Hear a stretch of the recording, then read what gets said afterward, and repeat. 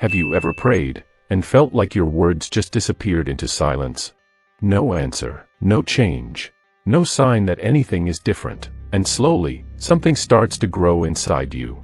Not faith, but doubt. You begin to wonder, am I doing something wrong? Or is God just not listening? Here's the uncomfortable truth most people never say out loud. It's not that God isn't responding. It's that most Christians have never actually learned how to pray. That sounds harsh. But stay with me, because by the end of this video, you might realize something that changes everything. Not just how you pray, but how you experience God. Most of us were taught prayer as a routine. Say the right words. Ask for the right things. Repeat every day. God, help me. God, bless me. God, fix this. And when nothing happens, we either pray harder, or slowly stop praying at all. But what if prayer was never meant to be a list of requests?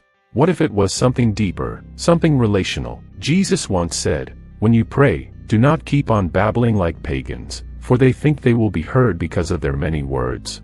Matthew 6 verse 7. That means, more words don't mean more power. Repeating phrases doesn't bring you closer. So what does? Let me ask you something real. When was the last time you didn't just talk to God, but actually connected with Him? Because there's a difference, a big one, and most people miss it. There's a quiet mistake many believers make, and it's so subtle, you might not even notice it. We treat God like a distant authority, not a present Father. Think about how you pray.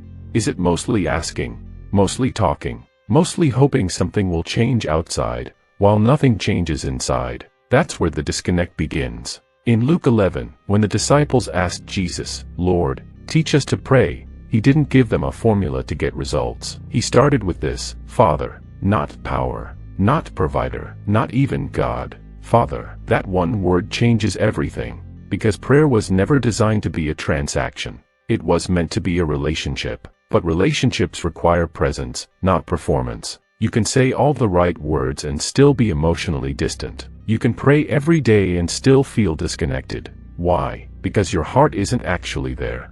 Isaiah 29 verse 13 says, "These people come near to me with their mouth and honor me with their lips, but their hearts are far from me." That's not a rejection. That's an invitation to come closer, not louder. God isn't impressed by perfect sentences. He responds to honesty, not polished prayers, but real ones. The kind where you don't hide your fear, where you admit your confusion, where you stop pretending you're okay. Because the moment prayer becomes real, it becomes powerful. Because here's where it gets uncomfortable. Sometimes, nothing changes because prayer isn't changing you. We expect prayer to fix our situation. But God often uses prayer to transform the person inside the situation. That's a shift most people resist. In Romans 12 verse 2, it says, "Be transformed by the renewing of your mind." Not your circumstances, your mind. But think about how we usually pray. God, remove this problem. God, change this person. God, make this easier. And sometimes, God doesn't do any of that. Not because He's ignoring you, but because He's working on something deeper. Your perspective, your trust, your dependence. Jesus Himself prayed in the garden, "If it is possible, let this cup pass from me, yet not as I will, but as you will." Matthew 26 verse 39. Even He didn't pray to escape, but to align. That's what real prayer does. It aligns your will with God's. And that alignment, that's where real change begins. Not always around you, but within you. And once that shift happens, everything starts to look different. There's a moment, quiet, almost unnoticeable, when prayer stops being a habit and starts becoming real. It's not louder. It's not longer. It's deeper. It's when you stop trying to control the outcome and start trusting the process. That's hard, because control feels safe. Letting go doesn't. But real prayer begins where control ends. In Philippians 4 verses 6 to 7, it says, "Do not be anxious about anything, but in every situation, by prayer and petition, with thanksgiving, present your requests to God, and the peace of God will guard your hearts." Notice something important. It doesn't say your situation will instantly change. It says your heart will be guarded. Peace comes before answers. That's the part most people overlook. They chase solutions. But God offers presence, and presence changes everything. If this is speaking to something inside you, take a moment, pause, reflect, and if you feel it, share this with someone who's been struggling in silence, because sometimes, one message can open a door someone didn't know existed. Now think about your last prayer again. Was it rushed? Was it routine, or was it real? Because real prayer feels different. It doesn't just speak, it listens. One of the deepest struggles in prayer is silence.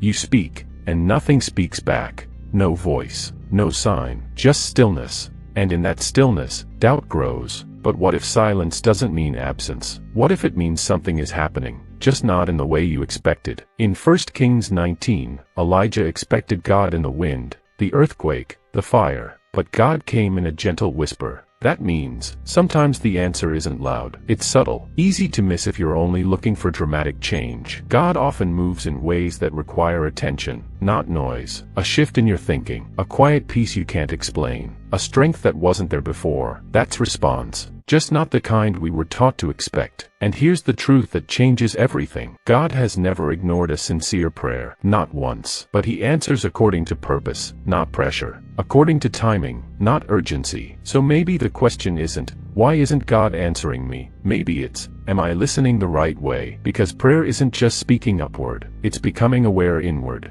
So let's bring this together. Prayer isn't about saying more, it's about becoming more aware. Aware of God's presence, aware of your own heart, aware of what's really being shaped inside you. Most Christians don't pray wrong because they don't care. They pray wrong because no one showed them that prayer is a relationship, not a routine. But now you see it. Prayer is connection, it's alignment, it's surrender. And yes, sometimes it's waiting, but not empty waiting, meaningful waiting. The kind that builds trust, even when you don't understand. So next time you pray, don't rush it, don't perform, just be real, speak honestly, sit quietly, listen deeply, because God isn't far, He never was. And maybe, just maybe, nothing was changing before, because something inside needed to change first. If this opened your eyes, don't ignore it, take it with you, and the next time you pray, don't just say words, meet Him there. Share this with someone who needs to understand the gospel more clearly, and don't forget to subscribe.